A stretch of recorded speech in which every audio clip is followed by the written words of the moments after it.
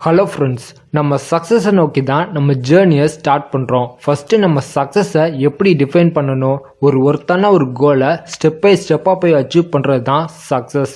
ஒரு சிலர் மட்டும் எவ்வளோ ரிஜெக்ஷன் வந்தாலும் அவங்க ட்ரீம்ஸ் அண்ட் கோல்ஸை அச்சீவ் பண்ணுறாங்க தான். ஆனால் நிறைய பேர் ரொம்ப கஷ்டப்பட்டுட்டு இருக்காங்க. எதனால? இன்னும் ஒரு சில பேர் ஒரு விஷயத்தை அச்சீவ் பண்ணிடுறாங்க தான், ஆனால் அதுலேருந்து நெக்ஸ்ட் லெவல் போகாமல் ஒரே இடத்துல ஸ்டக் ஆகியிருக்காங்க. எதனால? இந்த ரெண்டு கொஸ்டினுக்கும் ரீசன், ஒரு சக்ஸஸ்ஃபுல் பீப்புள் வாய்ப்பை தேடுறாங்க, மற்றவங்க எல்லாருமே ஒரு சேஃப் ஜோனை தான் தேடுறாங்க. சக்ஸஸ்ஃபுல் பீப்புள் நார்மல் பீப்புளை விட ரொம்ப டேலண்டடான பர்சன்லாம் கிடையாது. நார்மல் பீப்புளை விட ஒரு இன்ச் அளவுக்கு தான் டிஃப்ரெண்ட்டாக இருப்பாங்க.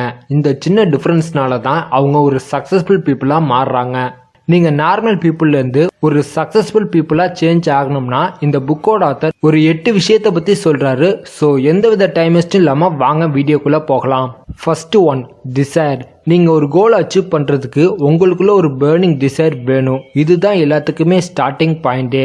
உங்களால் ஒரு விஷயத்தை திங்க் பண்ண முடியுதுன்னா அந்த விஷயத்த உங்களால் அச்சீவ் பண்ண முடியும். அதுக்கு உங்களுக்குள்ள ஒரு பேர்னிங் டிசைர் வேணும். எப்படின்னா, ஒரு நாள் ஒரு யங்ஸ்டர் சாக்ரட்டிஸ் கிட்ட சீக்ரெட் ஆஃப் சக்சஸ் பற்றி கேட்டான். அதுக்கு சாக்ரட்டிஸ் அவனை அடுத்த நாள் காலையில் ஆத்தங்கரையில் வந்து மீட் பண்ண சொன்னார். அடுத்த நாள் அந்த யங்ஸ்டர் ஆத்தங்கரையில் போய் சாக்ரட்டிஸை மீட் பண்ணான். சாக்ரட்டிஸ் அவனை தண்ணிக்குள்ளே கூட்டு போய் தண்ணிக்குள்ளே வச்சு அழுத்தினாரு. அவன் வெளில வர ஸ்ட்ரகிள் பண்ணான், ஆனால் அவனால் தண்ணிக்குள்ளேருந்து வெளில வர முடியலை. சாக்ரட்டிஸ் அவன் ஃபேஸ் ப்ளூ ஆகிற வரைக்கும் தண்ணிக்குள்ளேயே வச்சிருந்தாரு. சடனாக அவனை வெளில எடுத்தும்போது அவன் நல்லா மூச்சு வாங்கி ஆக்சிஜனை உள்ளே இழுத்தான். சாக்ரட்டிஸ் அவன்கிட்ட, நீ தண்ணிக்குள்ளே இருக்கும்போது நீ எதை அதிகமாக விரும்புனன்னு கேட்டாரு. அதுக்கு அவன் ஆக்சிஜனை சொன்னான். இதுதான் சீக்ரெட் ஆஃப் சக்ஸஸ். நீ எந்த அளவுக்கு காத்த விரும்புனியோ அந்த அளவுக்கு உன் ட்ரீம்ஸ் அண்ட் கோல்ஸ் மேலே டிசைர் இருக்கணும்.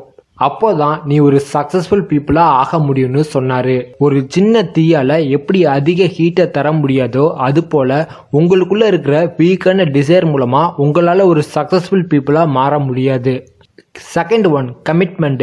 இன்னைக்கு இந்த ஒர்க்கை நிச்சயமா முடிக்கணும், இந்த மந்த்ல இத்தனை டார்கெட்டை ஃபினிஷ் பண்ணணும்னு உங்களுக்குள்ள ஒரு கமிட்மெண்ட் எடுங்க.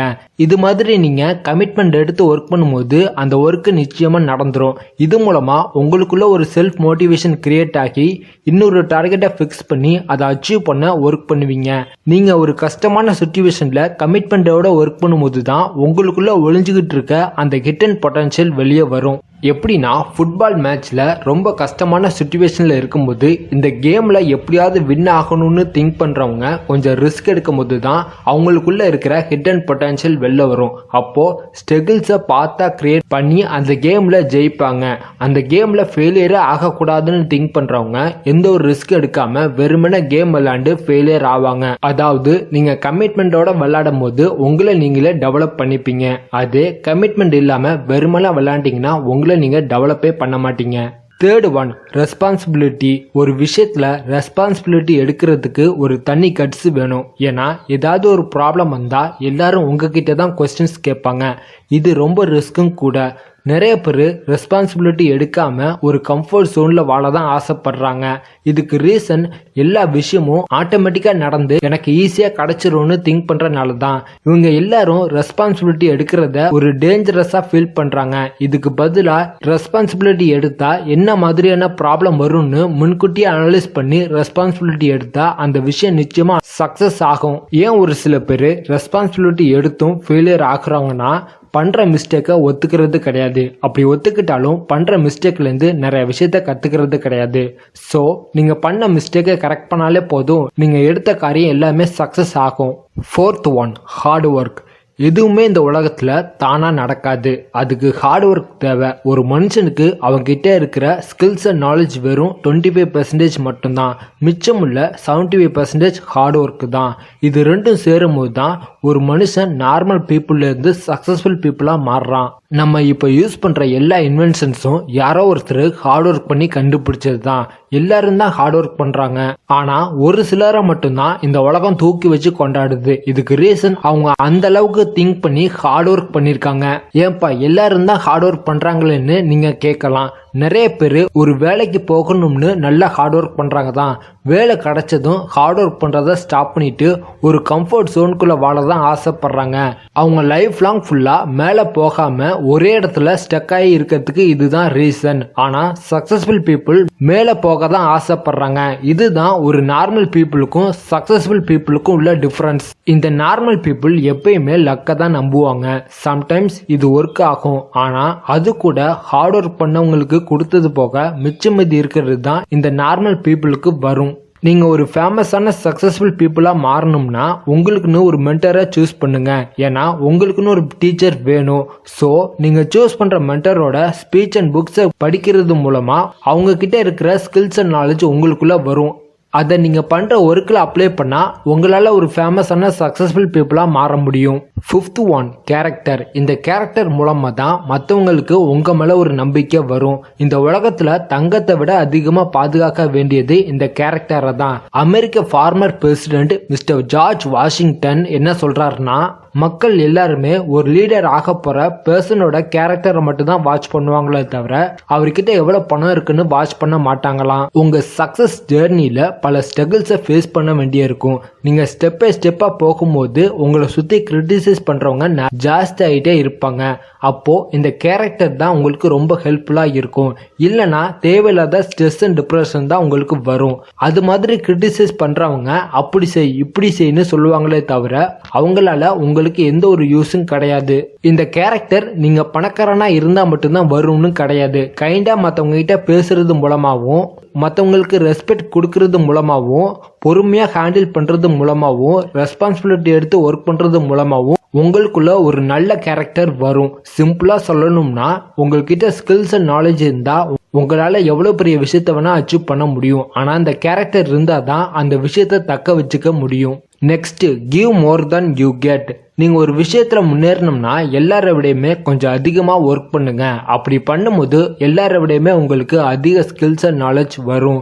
நீங்க வாங்குற சம்பளத்தை விட கொஞ்சம் அதிகமா ஒர்க் பண்றது மூலமா நீங்க ஒர்க் பண்ற கம்பெனில உங்க வேல்யூ இன்க்ரீஸ் ஆகும். இது மூலமா உங்க கான்ஃபிடன்ட் லெவல் இன்க்ரீஸ் ஆகி மற்றவங்களுக்கும் உங்க மேல ஒரு நல்ல நம்பிக்கை வரும். உங்க கம்பெனில ஒர்க் பண்ற சீனியர்ஸ் ஜூனியர்ஸ் எல்லாருமே உங்களை நல்லா ரெஸ்பெக்ட் பண்ணுவாங்க. உங்க கம்பெனில உங்களுக்கு எக்ஸ்பீரியன்ஸ் அந்த அளவுக்கு இல்லைனாலும் அந்த அளவுக்கு எஜுகேஷன் குவாலிஃபிகேஷன் இல்லைனாலும் நீங்க அதிகமா ஒர்க் பண்ணாலே உங்களை எல்லாருக்கும் ரொம்ப பிடிக்கும். மோஸ்ட் ஆஃப் த பீப்புள் இன்புட்டை அந்த அளவுக்கு தர மாட்டாங்க, ஆனா அவுட்புட்டை மட்டும் அதிகமா எக்ஸ்பெக்ட் பண்ணுவாங்க. மேக்சிமம் இந்த ஒரு ரீசனால தான் நிறைய பேர் ஃபெயிலியர் ஆகுறாங்க. ஸோ நீங்கள் இன்புட்டை மட்டும் அதிகமாக தந்தால் ஆட்டோமேட்டிக்காக அவுட்புட் அதிகமாக வரும். 7th one, power of persistent. எல்லாருமே கண்டினியூவாக ஒர்க் பண்ணாலே சக்ஸஸ் ஆகலாம். இது எல்லாருக்கும் தெரியும். பின்ன ஏன் நிறைய பேர் ஃபெயிலியர் ஆகுறாங்கன்னா, உங்களுக்கு முயலாம கதை தெரியும். முயல் ஸ்டார்டிங்ல நல்லா ஸ்பீடா ஓடி ரேஸை ஃபினிஷ் பண்ணாம நடுவுலே படுத்து தூங்கிடும். இது போலதான் ஃபெயிலியர் பீப்புள். ஸ்டார்டிங்ல நல்லா ஒர்க் பண்ணுவாங்க, சடனா எதுவும் ஃபெயிலியர்ஸ் வந்தா மைண்ட் அப்செட் ஆகி இது வேண்டான்னு விட்டுட்டு போயிடுவாங்க.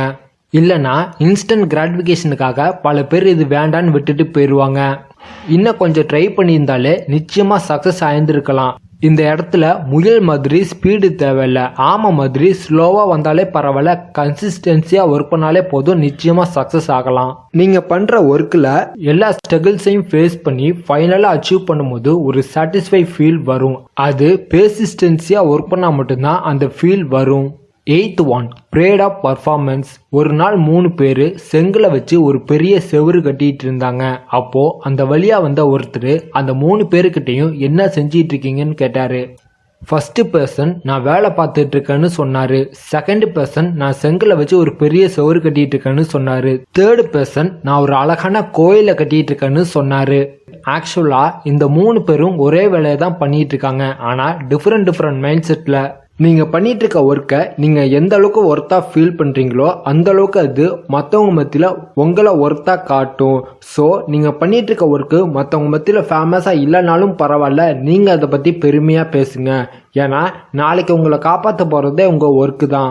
3 வருஷத்துக்கு முன்னாடி யூடியூபர்னு சொன்னா எல்லாரும் பார்த்து சிரிப்பாங்க. அது இன்னைக்கு யூடியூபர்னு சொன்னா எல்லாரும் ரொம்ப ஆச்சரியமா பார்ப்பாங்க. அதாவது உங்களுக்கான கரெக்டான டைம் வரும்போது உங்க ஒர்க்கு தான் உங்களை ஒரு ஃபேமஸான பீப்புளா மாத்தும். நம்ம எல்லாருக்குள்ளேயுமே ஒரு ஜெயண்ட் இருக்கு. நம்ம செய்ய வேண்டியது அதை எப்படி வெளியே கொண்டு வந்து அதை எப்படி நம்ம யூஸ் பண்ணிக்கிறோமோ அப்பதான் நம்ம சக்சஸ் ஆக முடியும். அந்த ஜெயண்டை வெளில கொண்டு வரத்துக்கு இந்த 8 விஷயமும் உங்களுக்கு ரொம்ப ஹெல்ப்ஃபுல்லா இருக்கும். இந்த வீடியோ உங்களுக்கு பிடிச்சிருந்தா லைக் பண்ணி உங்க ஃப்ரெண்ட்ஸுக்கு ஷேர் பண்ணி கீழே மறக்காம கமெண்ட் பண்ணுங்க.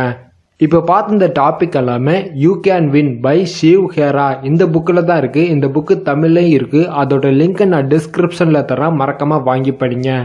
என்னை இன்ஸ்டாகிராமில் ஃபாலோ பண்ணுறதா இருந்தால் டிஸ்கிரிப்ஷனில் லிங்க் இருக்கு, மறக்காம ஃபாலோ பண்ணுங்க.